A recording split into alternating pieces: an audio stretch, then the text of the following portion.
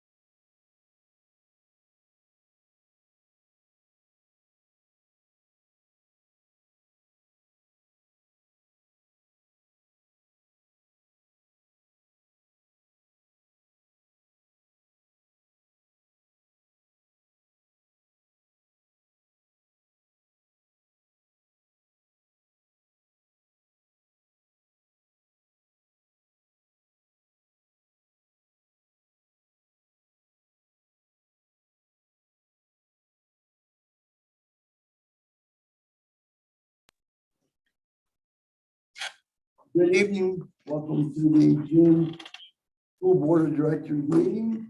We'll ask you to please rise for the pledge of allegiance and a moment of silence.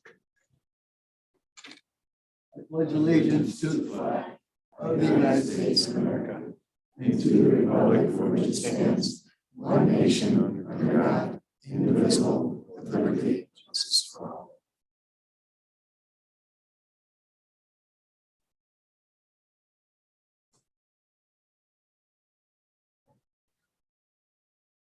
Okay, thank you. I'm not sick. I had allergies. This fires from Canada. I'm sure everybody else had the same. Mr. How would you do? Absolutely. Mrs. Beachy? Here. Mrs. Walker? Here. Mr. Claire? Here. Mr. Creighton? Here. Mr. Linder? Here. Mr. McGann? Here. Mr. Gerhart? Here. Mr. Bushy? Here. 8 members present. Thank you. I'd like to announce that tonight's school board meeting is open to the public and is also being streamed virtually. An executive session was held on June 19th, 2023 to discuss legal and safety matters. I'd like to ask for the approval of tonight's agenda. I'll make a motion. Second. All in favor? Aye. Opposed? Like a motion to approve the May 15th school board meeting minutes. I'll make a motion. Second. Second. All in favor? Aye. Opposed? In the recognition of presenters, I'm going to leave Dr. Axe. All right. Take care of that. Thank you, Mike. And this is a cool night for us because normally at this time at the board meeting, we recognize our students and they come up here and get awards. But at the end of the year, we get to recognize our staff. So that's a special time for all of us because they've worked so hard to get our kids across the finish line each year. So without any further ado, I'll introduce first our elementary facilitator of the year, and that is Krista Grimm.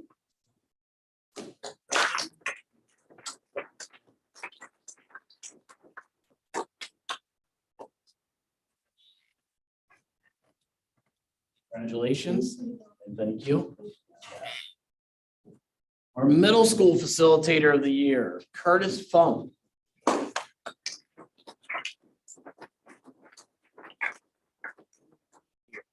He's got like 30 kids, so he might be. High school facilitator of the year, John Charles.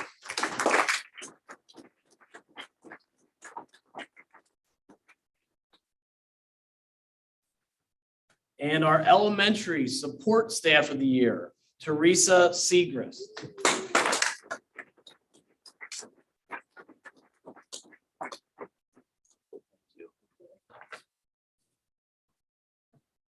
And our secondary support staff of the year, Carol Good.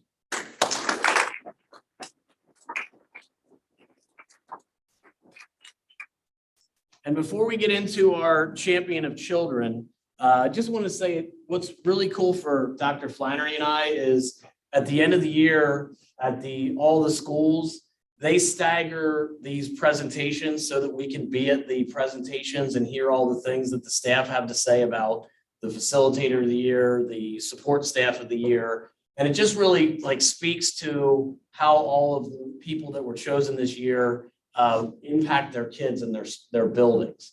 It was just really special for us to be able to see all that. So again, thanks to all of you for everything that you do.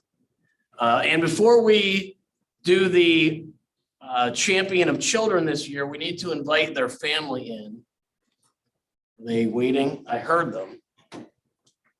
This will kind of give it away for the winner, but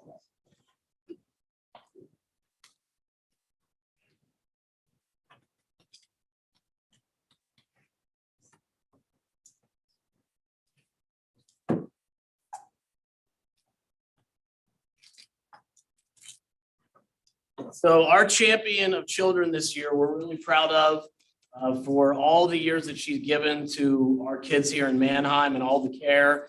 And even after retirement, still giving and giving and giving. And the winner this year is Lou Ann Wise.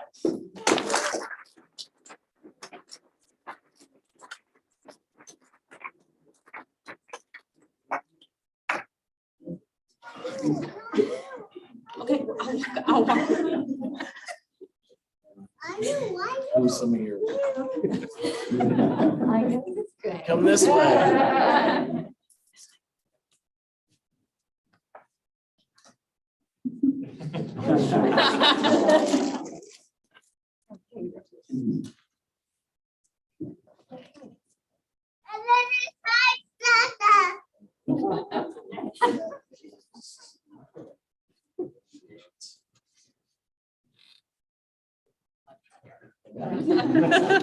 Yeah, so just to wrap up this part of the evening, when Amy and I go around to talk to the staff, one of the things that we say, of course, the kids come through the building, but none of it works for any of us without the staff.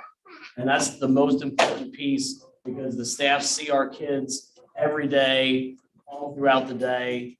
And the fact that we get a lot of compliments about how our staff operates speaks to the people in this room. So thank you very much. It's greatly appreciated. Let's give everyone one more.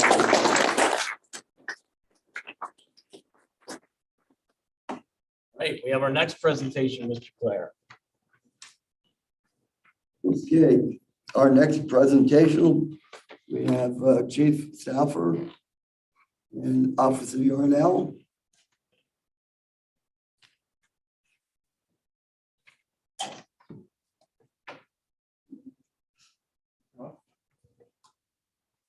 Thank you for having us here tonight. We would like to start by thanking the administration's faculty, the staff.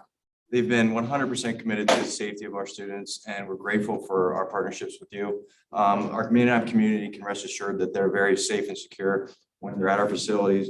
We have a great team that prepares the security plans for this.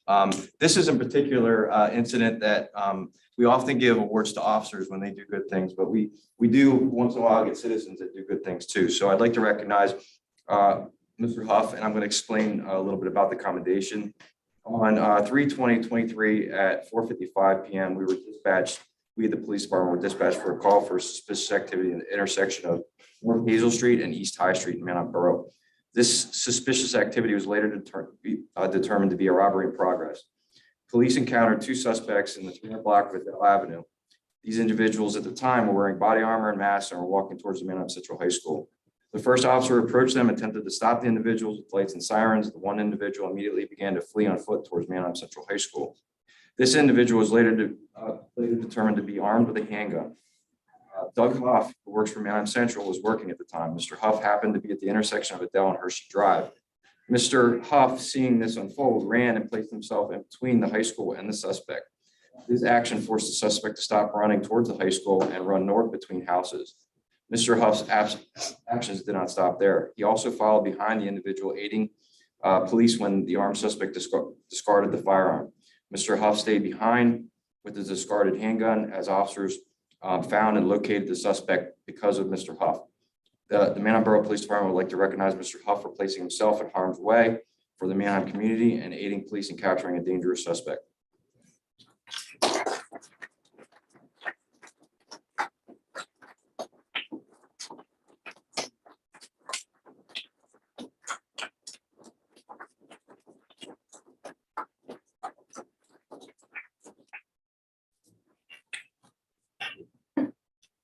Thank you.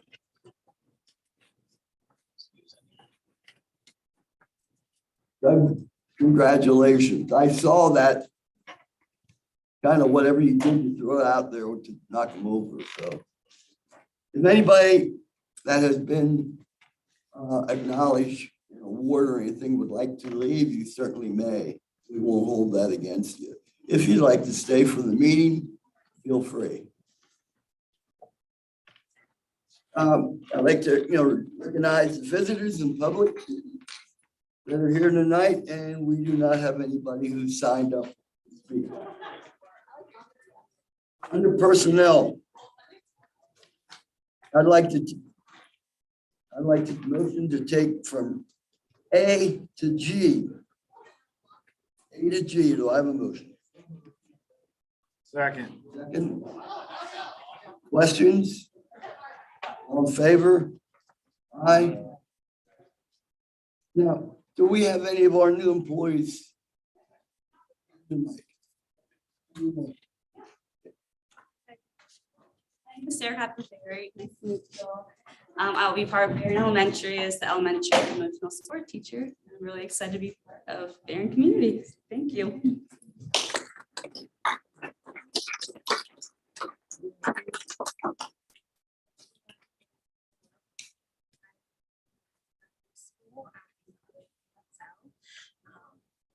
My schoolers and I am excited. Here along for last year and here, and I'm just really excited to be here.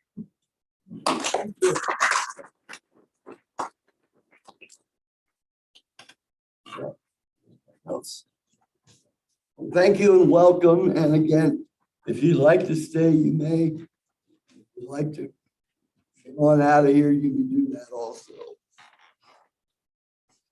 All right, on item H, I felt we needed to take that separate because there's 3 individuals that are being moved into new positions that have been with us for a while and are doing an outstanding job.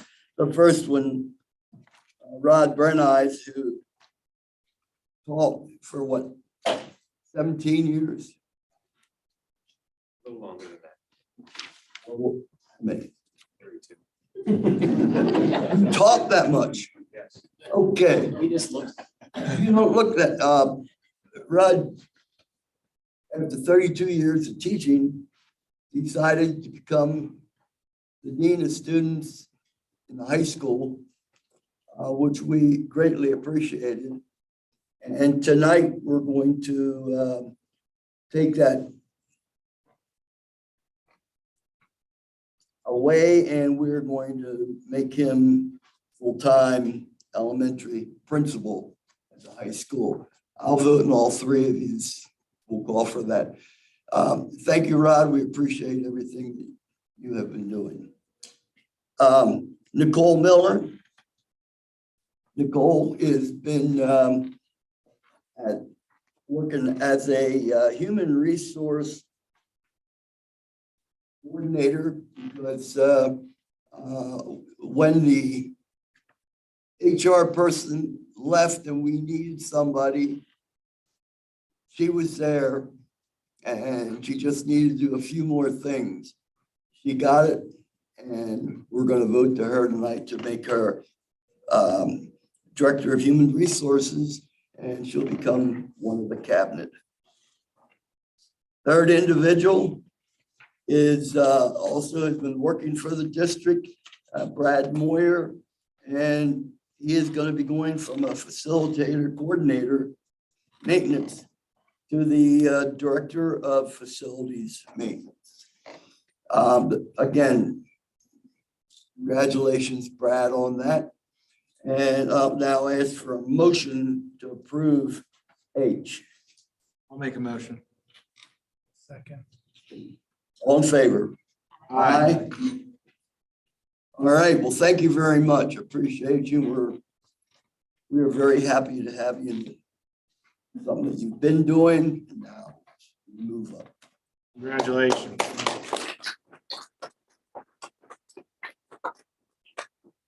And I think the motion from I through L.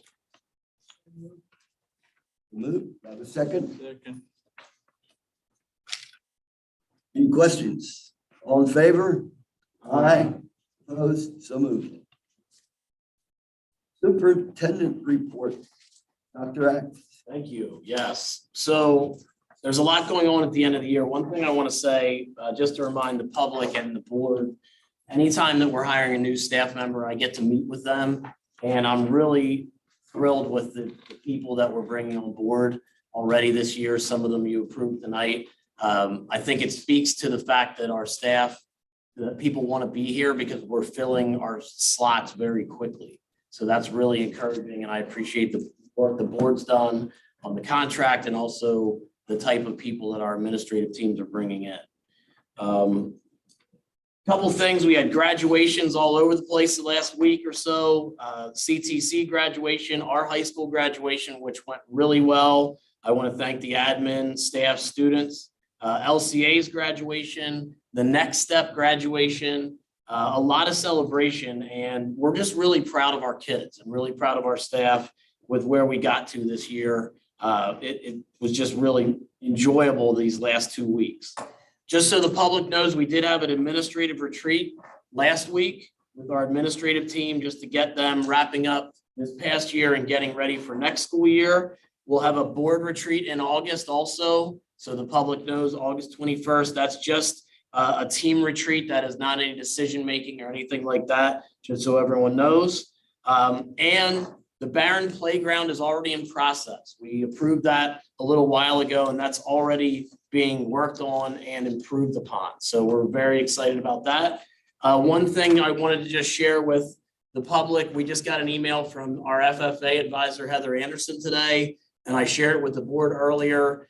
And we have a multitude of wins that we're stacking up already going into next school year. So we're really proud of that program as well.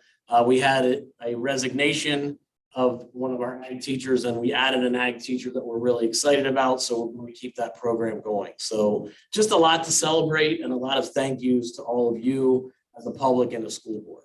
So that's my update. Moving into presentations, we have food services department, Mrs. Payne. She does have a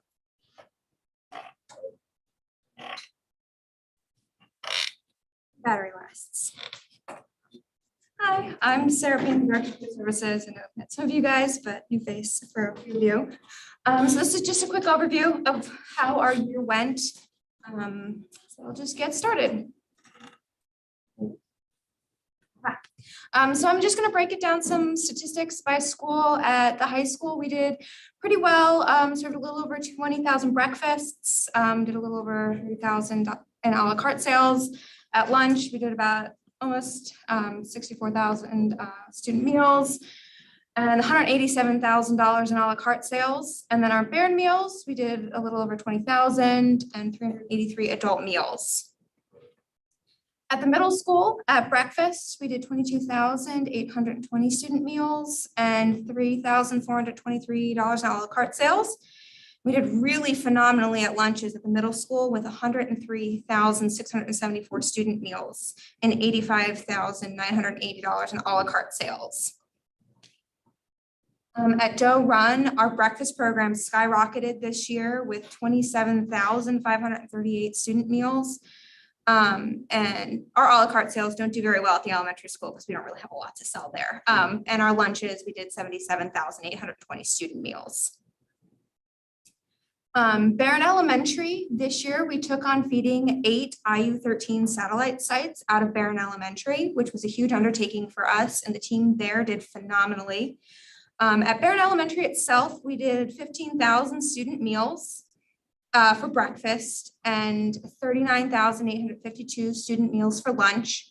And for the IU13 program, we served 29,898 breakfasts and 32,726 lunches, all out of Barron Elementary, which they just stepped up to the plate. So I'm very, very proud of the Barron Elementary team.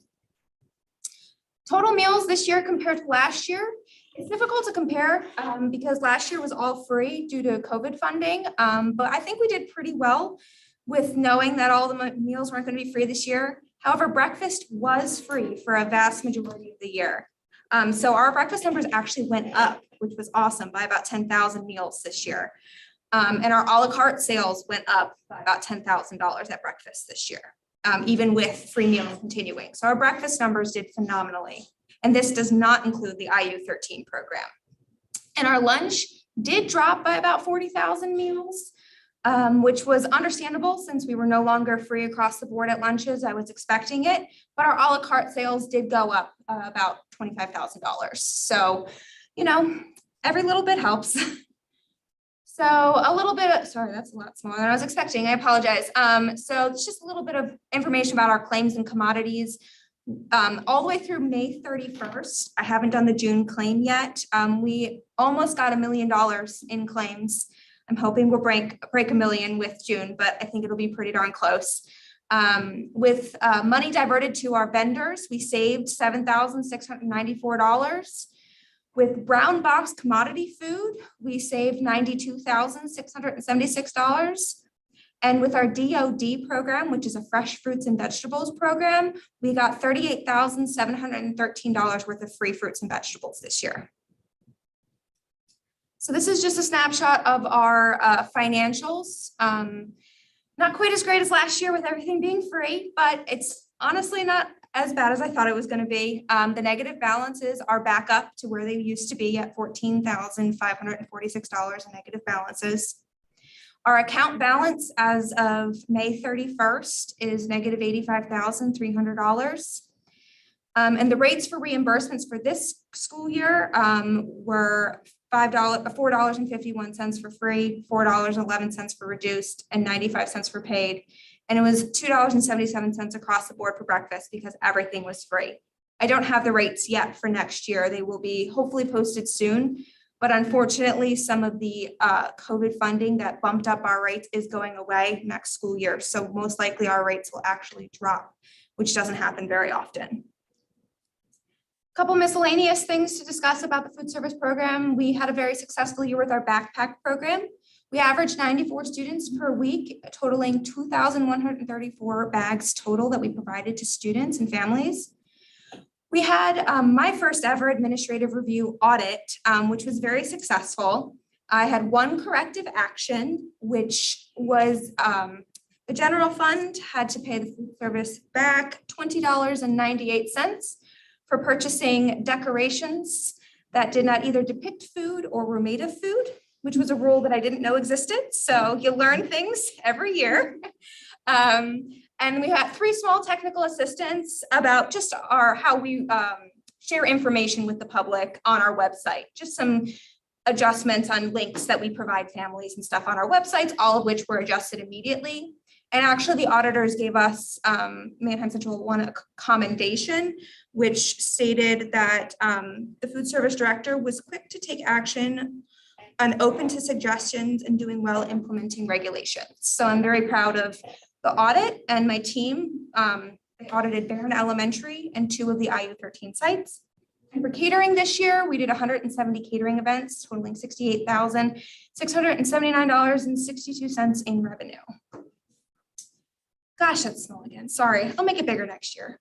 So our breakfast returns to $1.75. There is talks that there's in the budget for the state to go back to free for breakfast this year, but that won't be approved until July 1st, if at all. It's part of the governor's state budget. But our lunch prices for both middle school, high school, and elementary school all are remaining the same. Our breakfast and lunch prices for adults are remaining the same. Our bearing meal price is remaining the same, and the milk price is also remaining the same. So really the only thing, quote unquote, increasing is the breakfast, which is going back to the rate it was prior to free breakfast for all. So next year at a glance, I'm really hopeful that Barron Elementary will be allowed to participate in the Fresh Fruits and Vegetables program, which is a grant program that I applied to. Our application has been accepted pending fund allocation. So I don't know exactly where they're at in that process, but that would allow us to provide fresh fruits and vegetables to Barron Elementary with education purposes.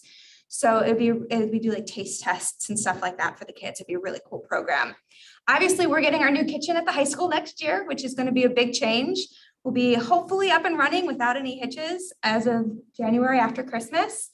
So that'll be exciting. And then the IU13 program is continuing next year a little bit differently.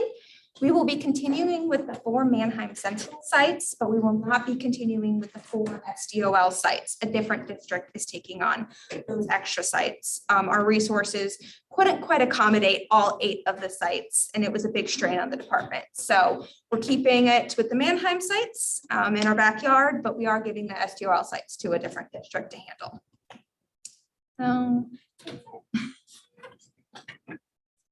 Questions for Sarah?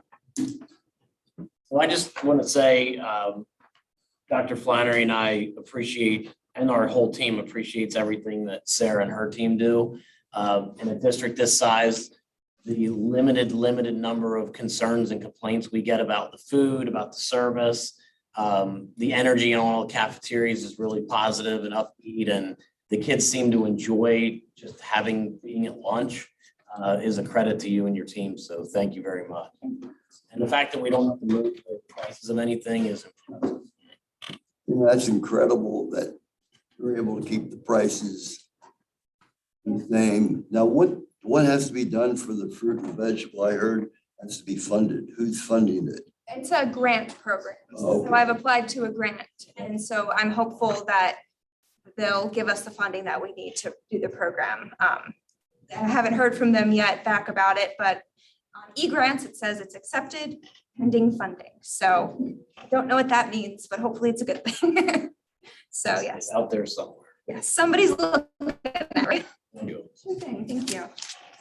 So next up, we have Dr. Flannery is going to share the Mannheim Central High School ATSI plan for Mr. Weitzel.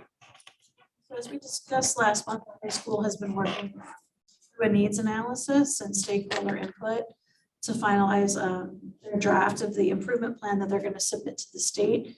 You may remember from last month, the reason that we are in this improvement cycle is because of our graduation rate and performance of our special ed students at the high school.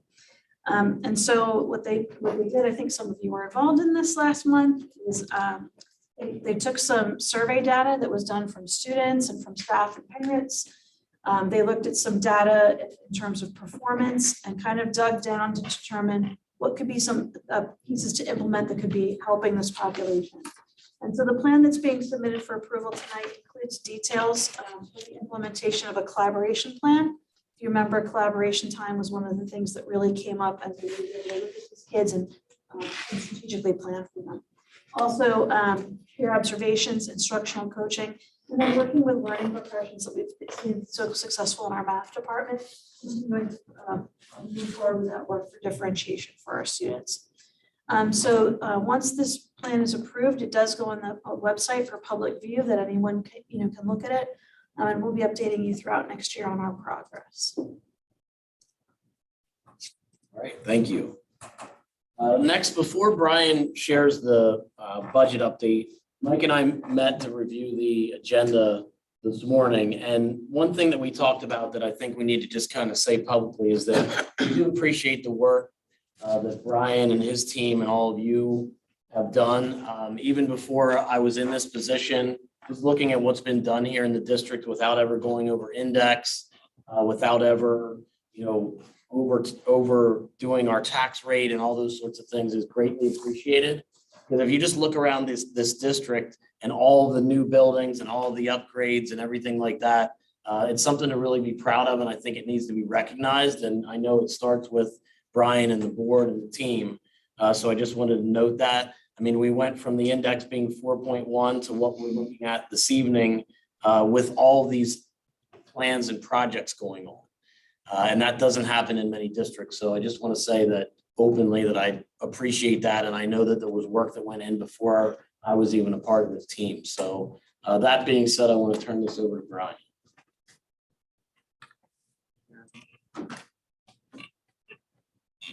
So Mr. Clare mentioned earlier there were 48 slides. There's only 42.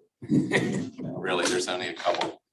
Just some updates. Really, the numbers, some ins and outs from the last budget presentation, but really not a whole lot of net change in the bottom line. But just to give you the last forecast for where we kind of think June 30th is going to land. And that bumped up just a little bit just because some projected revenue bumped up, specifically local EIT bumped up just a little bit. And so we're at 1.352 for the projected surplus for the 22-23 school year. And as we close out the year and go into our audit phase, we'll get that final number.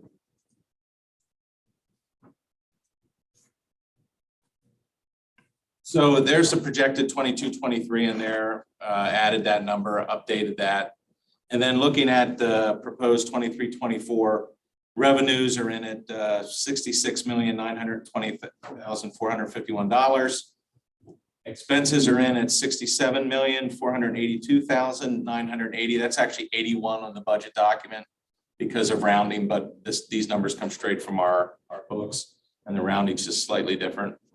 So net change in fund balance proposed for 23-24 would be, this is a deficit budget of $562,529. That would leave us with an unassigned fund balance of 4.618 and a total fund balance of 21.137 million. That would be 31% of our expenditures. If you look at from 22-23 to 23-24, you see the 10 million drop to 5 million. And that's just to recognize that when the board approves the athletic project, if they do, we'll use 5 million of fund balance plus the leftover bond from the high school project. So we expect to have some leftover money from the high school project. That plus some fund balance will pay for the athletic project. This is a snapshot of the budget history, going back a few years and projecting last year's numbers. So if you look there, the local revenue versus the state revenue over here proposed 46.2 local revenue, 18.9 state revenue, and then 1.7 as you see the federal monies. If you look back on 21-22, 22-23, and even into 2021, you're looking at some of those numbers for the COVID relief funds that we had, the ESSER funds. Those will be winding down. 23-24 will really be the last decent year of that. After that, that'll go back to just our title funds. So that number will most likely go to no more than $1 million, maybe $900,000 moving forward to 24-25 and beyond. And then just a breakdown of the expenditures by what we call major object, which is the 100s are salaries, 200s are benefits, down to 700 property and equipment. So that's the breakdown there. I won't go through each one, but down below, if you want to look at just kind of something there, the expenditure growth down below year over year. So you can see last year, 22-23, we're projecting a 5.5% growth year over year. For 23-24, we're looking at a 4.67% growth year over year. If you look down below, I like to do a net change in surplus deficit, and I like to do the net change in revenue and the net change in expenditures. And basically what we're trying to do there, obviously, we're trying to get the year-over-year change in revenue at or equal to the year-over-year change in expenditures. And for a period of time moving forward, we will be increasing our expenditures for debt service at a little bit higher level than the revenue increases, but then that will level out over after we get the millage put in place over a period of years. So the way we've chosen to do it is use our surpluses from prior years to level the tax increase so that we don't have to either go to the full index and we can go under. We're also hoping that we have some growth community-wide as far as commercial and residential projects. The final numbers came in for assessments, and remember I said we were hoping, I kept saying 1 is the target I like to get to. We didn't get to 1, we got to 0.86%, so we did not quite make it to 1%. It's not one of the lowest, but down below you can see that Manheim Borough, these are the individual increases. Manheim Borough increased 0.973%, although it's a much smaller amount than Penn and Raffo Township, but it did almost increase 1%. Penn Township had an off year, but they've got a lot of projects in the pipeline going.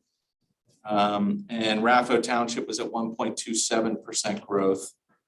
And that'll eventually level out. Some of their projects are coming to maturity, but there's also some new commercial development out there as well, so. And then this is just a slide that depicts the change in assessed value year over year. We've finished at the 0.86%. I note here on the side that while it's trending down, there are some major projects going on in Raffo and Penn Township, so hopefully those will show up. Sometimes there's a delay between, if you see a new house or a new hotel or something, sometimes there's a several month delay before that hits our tax rolls, or even sometimes a year delay before it hits our tax rolls. So it will eventually hit, and I expect a better number. I'm hoping for a 1 to 1.5 next year. This is the effect, this final slide, effect of millage increase on taxpayers at the 2.75%. The 198.2 is the median assessed value, the homestead median homestead. And so that would be $85. Up to the top, I put a 300,000 assessed value. That would be a $129 annual increase. Any questions? I went through that pretty quickly, but we're through it at length in May, so not much changed. I mean, we're less than $20,000 difference from where we were. Nice work. Good job. Thank you. Thank you. Great job. All right, so moving on to the field project update. We've been talking about this for quite some time, and we're kind of at a point where now, with some of the holdups with the Department of Environmental Protection and some of those types of things, we kind of need to talk to get your insight on the direction moving forward. In our opinion, there's 2 options. One, we continue to move forward with whatever the timeline presents itself, where as soon as we get everything satisfied through Department of Environmental Protection, that we put it to bid, and then that would probably put us possibly accepting a bid or approving it in August. Doing that, as I explained before, would possibly interfere with 2 of our seasons, our fall season and possibly our spring season, depending on how quickly they can get the fields in and get everything in place. That's option A. Option B would be to accept the bid, but the bid would go out for starting in the spring after the spring season, as we were supposed to this year. But we just weren't able to do that with all of the different things that we had to take care of with all the Department of Environmental Protection. What that would do is possibly cost more, but interrupt maybe only 1 season to a point rather than 2 seasons.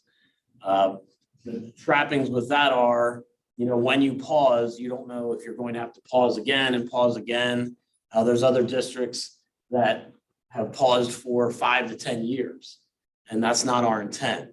So we just want to get a little feedback from all of you as far as what you're thinking. Just so you know, we have been in communication with Mark Schaefer regularly about this. He's in communication with the coaches in the spring and fall. He's also started to put feelers out of contingency plans if we need other facilities. So all that's been talked about, but until we get a little guidance or input from you, we didn't want to move forward any further. I don't know, Brian, if you have anything to add to that. So I guess what we want, it's not necessarily a vote, it's just some guidance on the direction that you're thinking we may want to go, or if you have any questions as we make decisions. Right. I guess I could probably assume, but I don't know if that'd be appropriate. What for baseball and softball, the teams, what thoughts have they had that they would like to see? Well, softball is actually in a little bit of a better spot depending on what we do, because we still have the potential of the borough field. Yeah. So there, and also, as we just approved, we had our coach resign. Yep. So we don't even have a coach right now. Once we get a coach, we would explain what's going on. Coach Thompson's completely aware that this could go either way tonight and understands, like, ultimately he's looking at what the final product will be. But he's been appreciative of how much we've been in communication with him, just to let him know what's going on. He would prefer not to have to disrupt an entire season. Yeah. And that's the tricky part as a former coach. Like, you think right away about your team. Yeah. And that's the tricky part here. But he's in the loop. The fall coaches are in the loop through Mark Schaefer, understanding that if something happens, if we sign off on this in August and they don't break ground till September, obviously it's going to disrupt more than one season. What would you guys prefer? What is the general census of everybody get?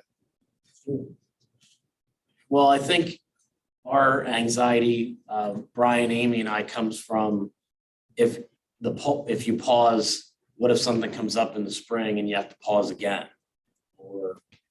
And then it doesn't happen till the next fall. So on that side of things, just logistically, the sooner the better.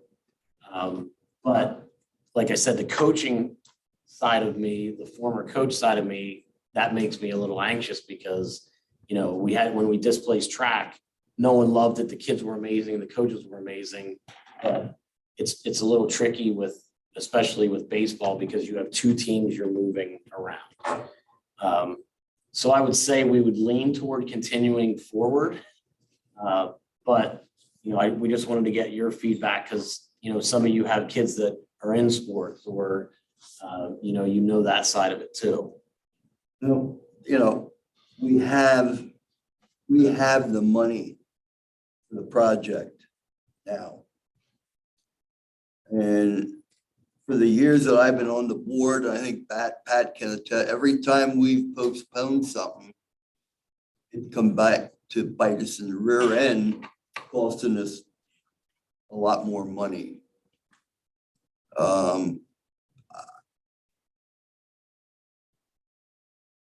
It's going to be tough no matter what you do. You look at the high school and what those kids and what those teachers and administrators up there had to do from an educational standpoint.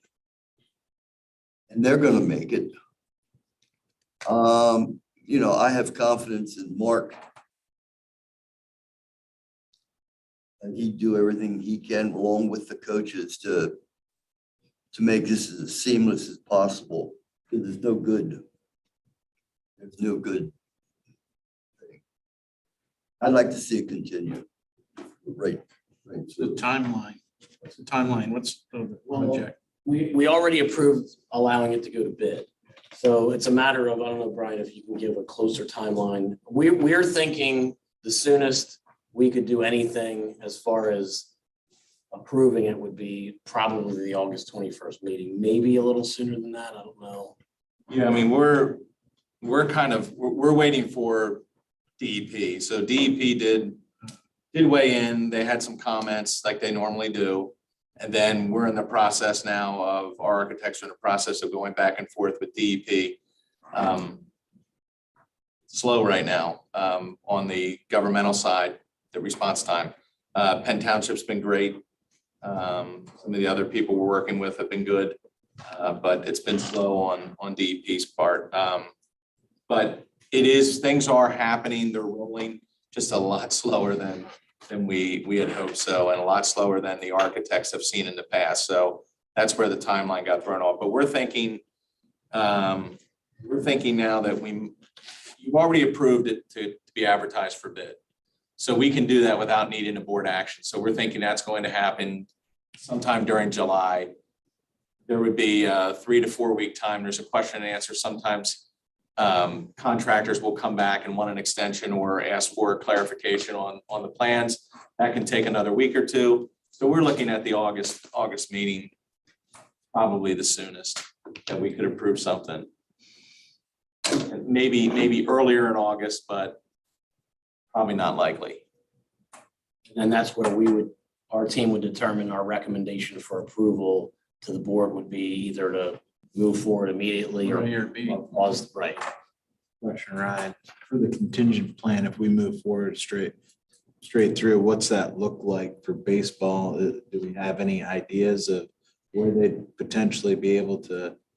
Yeah, I mean, there's a couple options and Coach Thompson's aware of some of the options. One is that the varsity plays on the JV field and the JV is away. The other option is everything's away. The other option would be Mark looking at some local fields where we could have like our home games or some of our home games. And again, like we talked about earlier, softball would just stay where they're at until that's taken care of.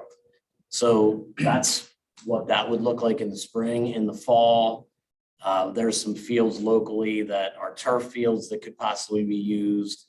We have our own turf field, which in rotation could possibly be used. But the practice space would be the trick, because once Doe Run breaks ground, all that practice facility is gone, and we don't have practice facility here till this is done at the middle school. So it would be fall and spring then. And Mark is, Amy and Mark have worked a lot, communicated a lot about what the contingency plans would look like with those coaches. But A or B, you're still gonna have the season, right? Yeah, A would be possibly 2 seasons, B would be 1. Well, B could be, But B could end up, Who's drawing the contract for, is there any way of putting a little incentive into the contract that whoever gets it to? Well, one of the things is architects always, like, there are contractors out there that know these projects are in the pipelines. Kind of whenever a school construction or any construction project happens, for that matter, they kind of it gets out there in the street. And that's how they also get cost estimates, by talking to different contractors. So there are a number of contractors aware. My guess is they'd want to put a shovel in the ground right away. If we go in August, one of the things we need to talk about is, do we start right away, disrupt fall, or do we wait till the fall season ends and then start at the closure of the fall season? So those are kind of some things there. Could we put some incentives in? Yeah, I mean, there's always some, I mean, we can put a timeline out there and then the contractors can put a price on it. So our architect would kind of put that timeline there. And if that's really contracted, like we did many years ago at Doe Run, if that's really contracted, then it could drive the price up, because they're having to rush, maybe pay overtime, bring in additional crew, that type of thing. So I don't know if there's as much incentive as there would be. Here's our timeline, it's contracted. Did what you think you need to do the job. does anybody else? So it doesn't, so you want us to make a decision now, or does we're sound just like? looking for feedback so that when we make a recommendation, you understand that we've taken everyone's feedback into consideration. So forward. Okay, yeah, I'm forging forward. And then what we'll look at, if we're going in that direction, is we'll look at if there's some things we can do with the timeline to incentivize moving a little more quickly for our teams. Is anyone against it? Is anybody against moving forward? think against is a strong word. I'm not. I didn't against mean it. that. I didn't mean it that way. I'm Yeah. sorry. Jen. No, I mean, I have thoughts that I would really like to stay away from affecting seasons more than we have to, especially with what happened with track and things like that. Of course, our teachers are phenomenal and they'll work around it, but I don't want that to be a reason. Just because they're awesome, let's not take advantage of that. So I guess my opinion would be, I need more information. Okay, so what we'll do is, I'll touch base, Amy and I will touch base with Mark Schaefer when he's back from vacation next week and just look at like what the contingencies are, start communicating with coaches so that when we make a recommendation, we are trying to take all that into consideration, because I agree with you 100%. And, you know, ultimately it's about the kids and the end product is about the kids too. So that's where we'd like to get to. So I appreciate that, but we'll continue to update you on progress. All right, and then lastly, for me, is the first reading of policies. Please make sure you take a look before second readings. And on to Dr. Flannery? So the first thing in my report is ESSER funding requires us to review the health and safety plan every 6 months. So our 6 months are up and we're not recommending any changes in that. And then my item B is the security update. So last month we talked about the potential for moving forward with either another additional school resource officer or a school security officer in the future. Since that time, we did meet with Northern Regional. They were really great to work with. I'm very appreciative of their willingness to collaborate. And they are willing to consider a future partnership. But admittedly, they do not have SRO, so this would be something very new for them. And it would take time to hash out what options could even be considered and to develop a plan. So that is an option for us to think about. It would be in the future. And I guess with that information, what I'm looking for this night is to open up a discussion to determine next steps on, would you like to, in the short term, move forward with a school security officer? What would choice A? Choice B would be, now let's hold on that, let's continue to forge ahead and wait and try to get the school resource officer. And choice three would be, let's take the school officer now and continue also to work towards the school resource officer, which would then give us one per building in the district when we could get that done. So I'm just looking for some direction to be able to then either hire or set up a next meeting with regional or whatever my next steps would be at your direction. Choice 3, as long as obviously when we're finding that candidate, we want to find the right candidate, not to just fill the position, but make sure we're finding the right person to fill that. And I apologize, I didn't get item 3. So item 3 would be moving forward with a school security officer now. And then continuing also to push forward to try to get an additional school resource officer, knowing that it's just going to take some time. I'm definitely with 3. The goal is definitely to get somebody in every building, so that seems the best way to do it. Can you remind me what's the difference between security officer and SRO? Yeah. So a school security officer is an employee of the district and they are not associated with the police. They could have been a former police person, but they're not associated with the police. So that gives them the ability to do certain things that a police officer doesn't. Police officer, being a police officer, has the ability to do some things a school security officer doesn't. So in our system, both would be armed, both are trained, both go through rigorous interviews. The simple difference is the ability to arrest, which gives school some flexibility that police don't have, and police some flexibility that school doesn't have. So there really is, in my opinion, a benefit to both. I don't know if you want to weigh in on that as well, Officer Yarnell. Yeah, I mean, there's a lot of it comes down to Fourth Amendment, search and seizure laws. Like Officer Webb being a district employee has more leeway in some of those cases where I'm strictly much more guided by federal case law and state case law. So those are really where a lot of the applications, the differences come into play. However, then the rest needs to be made, whether it's an intruder or outside entity or an investigation criminally. Officer Webb, for example, can't conduct those type of criminal investigations where I have the capacity as a law enforcement officer to do those type of things. Those are probably the biggest differences that you would see in our roles. And you cannot go at township. They do the borough school. Currently, yeah, based on how the structure is, my jurisdiction is only Barron Elementary and the high school. So if we get security, we'd still be at the mercy of regional, if we'd have to arrest, which would be fine. I mean, I don't. Borough is really good about supporting us if we Yeah. do something immediate or imminent, but if it would be something that's not pressing, then we would still be calling regional like we regularly do when we're in their jurisdiction. Right, is there anybody out there that's retired or looking to retire that might be? So I think when we post, if we move in that direction of posting, we've been really lucky to have candidates that have been highly qualified, and I'm sure there would be interest in this position, and we would, kind of go through it to see if there's, retired policeman out there, that'd be a great candidate, and there'd probably be other experience that have to make it a great candidate too. Very good. So the nice thing timeline wise is we do have the summer to work on this. We'll continue to update you and maybe have some kind of recommendation for approval on the August 21st agenda or right after that. And just keep pushing regional. Yeah, We we're gonna can't be- lay off that. We're going to be meeting with them again this summer. They had some information from our meeting to take back to their organization, and we said we would try to touch base middle of the summer this year to try to figure out what next steps would be. And as Amy said, it was very positive and productive.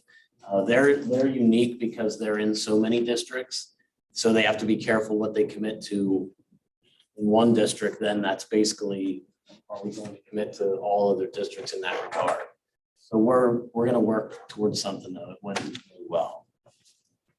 I know there's two of them that really want to do it.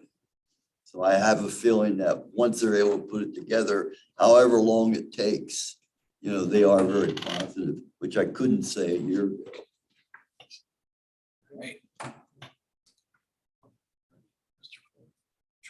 Treasurer's report, Mr. McGeehan. Okay. Anybody have any questions? I hope we got them answered. Nice to see that we're going to end the year with a surplus, not a huge surplus, but that's good. That means our budgets are being rational, which I like to see. I'm making a motion that we approve item A, financial statement and budget transfers for May 2023. This is for May 2000. Second. Any questions? All in favor? Aye. Aye. Opposed? So moved. And then finally, we have approval of the high school renovation invoices. I see the Crabtrees are, their invoices are dropping down now, so I guess we're getting near the end of their. Yeah, the way they kind of apportion them throughout the project, and we're winding down to where they're just doing the construction management piece Okay, of it. so I'll make a motion that we approve item C, the high school renovation invoices. Second, Second. any questions? All in favor? Aye. Opposed? So moved. Okay, we'll go to, thank you, Pat, appreciate it. The board committee reports. Mr. Linder, business op. We have not had a meeting since our last school board meeting. Our next meeting is to be.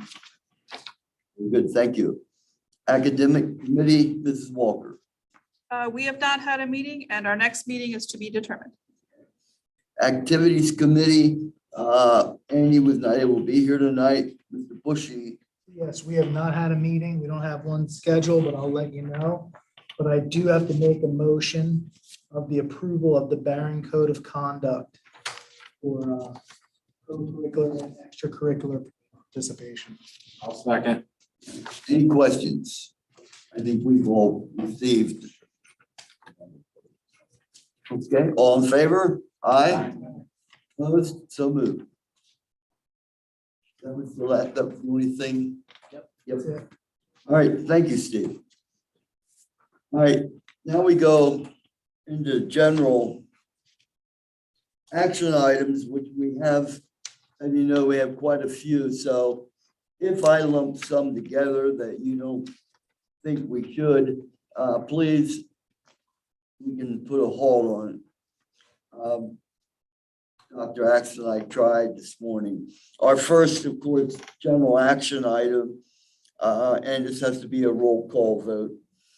The approval to adopt the final budget of the Manheim Central School District for 2023-24 fiscal year in the amount of $67,482,981 to include a local property tax increase of 2.75 and a millage rate of 16.0438. Do I have a motion? I'll make a motion. You still have to make a motion in a We need motion second. in a second before we get there. So we have a motion. Do we have a second? Are there any questions on the budget? Once again, thank you for getting that rate down. I mean, we could have went to index with all the stuff that we're doing and felt perfectly fine doing that. Well, I'll tell you, it's amazing. Yes. Very happy with the 2.75. Roll call, Mr. Howard. Okay, we'll start over here. Mrs. Beachy, Yes, I agree. Mr. Linder, Mrs. Walker, Yes. Mr. McGeehan, Yes. Mr. Creighton, Mr. Gerhart, Yes. Mr. Bushy, Yes. and Claire. Yes. Motion carries 8-0 with one absent. Thank you. Like take B, C, and D. And for an approval, motion for those three. So moved. Second, Second. questions? All in favor? Aye. Aye. Opposed? So moved. How about E through R? Take your time. E through R.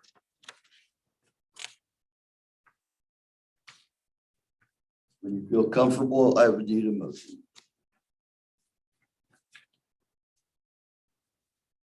And again, we did receive our board. Make a motion, we approve. Second. Any questions?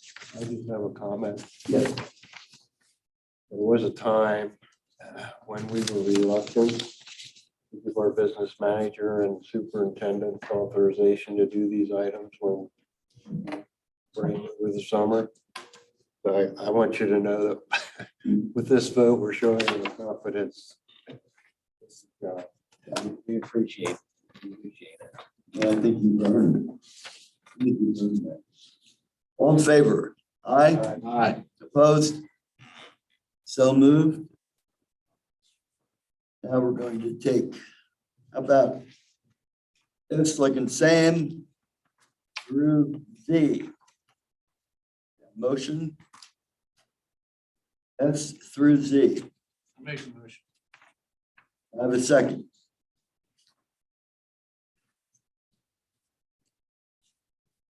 I'll second. First and second, anybody have any questions? In favor? Aye. Aye. Opposed? So moved.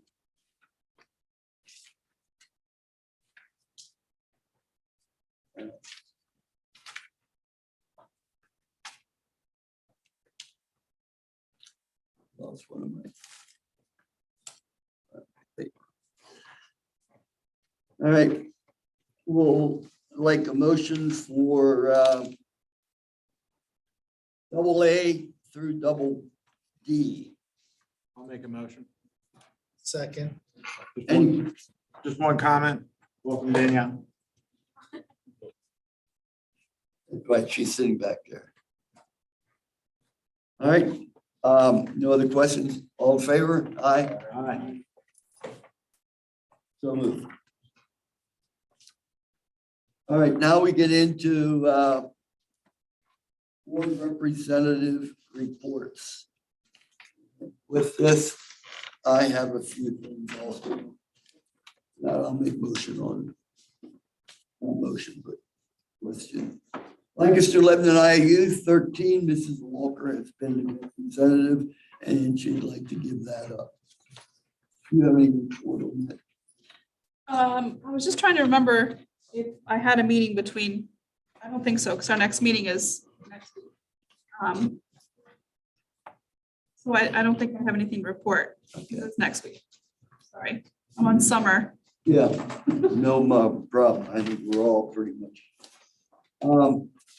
I do remind you that we are going to need a representative for the Lancaster Lebanon IU 13.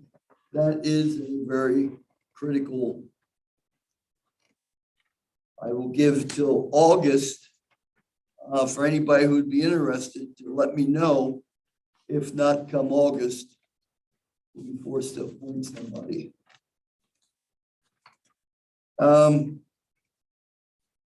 CTC report. Go get him, Mr. Gerhart. I know you. I'm excited. You bet. You have it, Brian. I have it. This will be the last one at Mount Joy Carpentry. The last one. I did them all over there in little sections and gave them to you. So next time I'll move, I'm not sure, somewhere else. Wait a minute. Okay.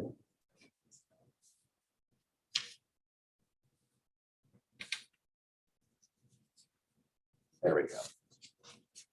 Here are the students from Manheim Central over there right now. Well, like I say right now, when I did this a couple weeks ago, where they're graduating their certificates, right? Certificates, but there it is. And I don't know if you know some of them. I've met some of them.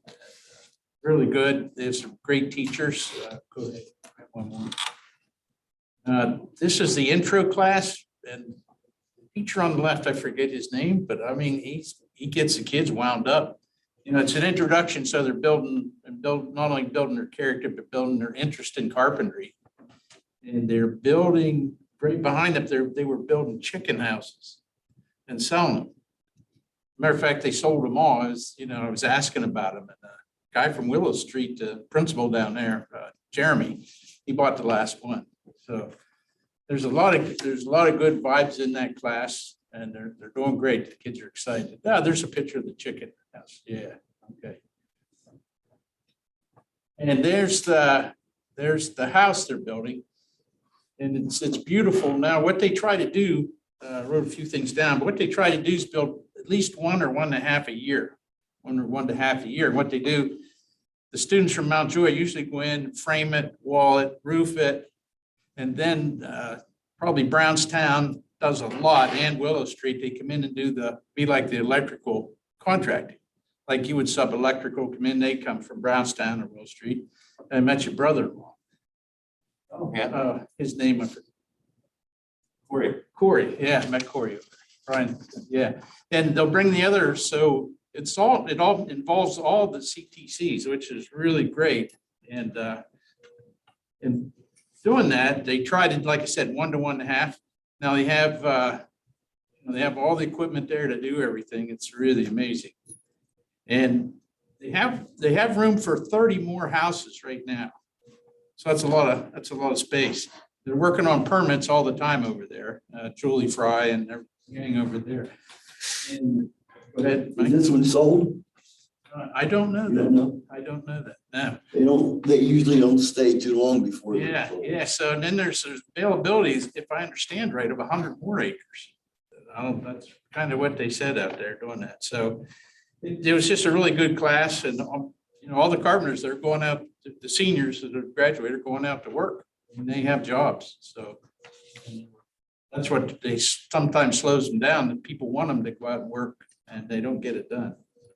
And so it was just a great time. I think it's a great plan and it was really, I'm trying to get you guys out there a little more. So I'll call you when we go.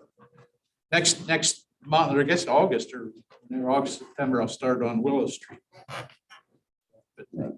That's great, Jeff. I think that's great. I know the houses that are already built didn't stay there long. I know the principal at Donegal bought one. I'm not so sure I'd want to live that close to the IU or CTC, but okay. PSBA legislative report, Mr. McGeehan. No report, No report. no changes. All right, Lancaster County Academy. We had a graduation last Saturday. Standing room only. Manhunt Central had 5 graduates, and all 5 walked at our graduation. And after graduation, a young lady and her mother came up to me and wanted to thank me. She graduated last year.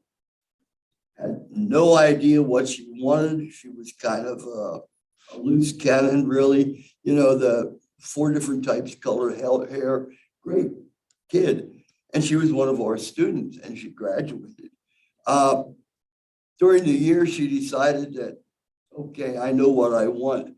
And she was hired by Lancaster County Academy and is working in the academy and is just thrilled. And both of them were thrilled that the academy would hire her. And I think they said the same to Ryan. The good news on here is we are proposing no increase in tuition for next year. We were able to bring in 2 new members, Columbia, Calico, and our executive director feels that we're going to be able to absorb everything and we will not be raising the seats, and each seat is $5,245 for the year.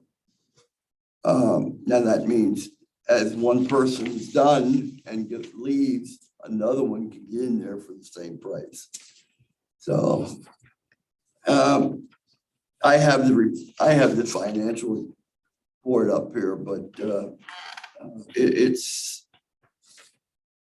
when I first got on the committee, we were in the Park City and we were known as a mall school. We had a real good reputation and we never knew where the next penny was coming from. We now have 2 locations, looking for the 3rd. And we are providing that niche out there for a lot of people that do not make it or do not care for the brick and mortar, even though that's brick and mortar, their own. As for our staffing, we have 2 PhDs as a teacher. So, and you have to have a 75 to pass. So good thing. I think we have 7 that we'll start the year with. So I need to have a motion to approve the Lancaster County Academy budget. It's just a straight vote. I'll make a motion. Do I have a second? Second. Any questions? All in favor? Aye. Aye. Thank you very much. It's approved. There's your, we'll send that in. Let's send that to Ryan and update it. Okay. Moving right along. Enrollment reports are in your packet. Upcoming school board meeting, we won't meet again till August. We'll get information out to you on dates and times and everything else.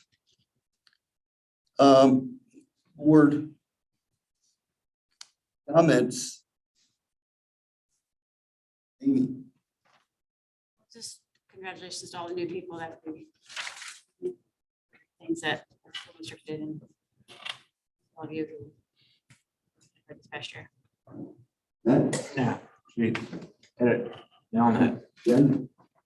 Pat? I have one. And it basically has to do with all the negative comments we hear about public schools being supposed to be, but we just went through the graduation season. We have mid-90s to the high 90 percentile of kids graduating. They're going on to college, they're going on to jobs, the military. So we are doing something right, and yeah, doing it a lot cheaper, I would say, private schools, private charter schools are. State regulation and reform. Thank you, Pat. Great. Excellent meeting, great results on the millage and security and good updates. And I think it was a great school year, kind of one of my first whole school years with it. And appreciated all the administration and John, everybody helps me out. It's going great. And going to graduation and a certificate at CTC, it's just watching them grow. It's kind of moving to go to that. That's been a real nice one. I mean, I just want to say, like, I went to the graduation. I thought that was awesome. I thought Mr. Weitzel did a great job. One thing that was cool, we did have one guy go into the military, and he by far got the biggest standing ovation out of anybody else, which I thought was awesome. That's you, yeah. And I just want to double check, we do not have a meeting on July 24th. No. Unless something come up deemed necessary, but So you can go 3 weeks. So that's all I have. Thank you. Graduation, I almost couldn't believe when Mr. Weitzel said, would everybody that is attending or second 2-year college or 4-year institution, please stand up? And there were like, what, almost 80% of the students around it stood up. It was unbelievable. And I think I just want to thank you, the board. I think what has happened this year, we've made a lot of very positive changes. I think just everything we're doing has been very positive, and we haven't dwelled on any negative. And I want to thank you for all of you for being as cooperative and open-minded and everything that we're doing, and yet still keeping things going. I want to personally thank Dr. Axe, Dr. Flannery, and Brian for everything that you have done. It's unbelievable when you look at some of these other schools and read what they're saying in the paper, and we just have to sit back and we can laugh and say, we did that last year. So I thank you, John Detmore. I thank you for everything you have done for the technology. Our technology has never been better.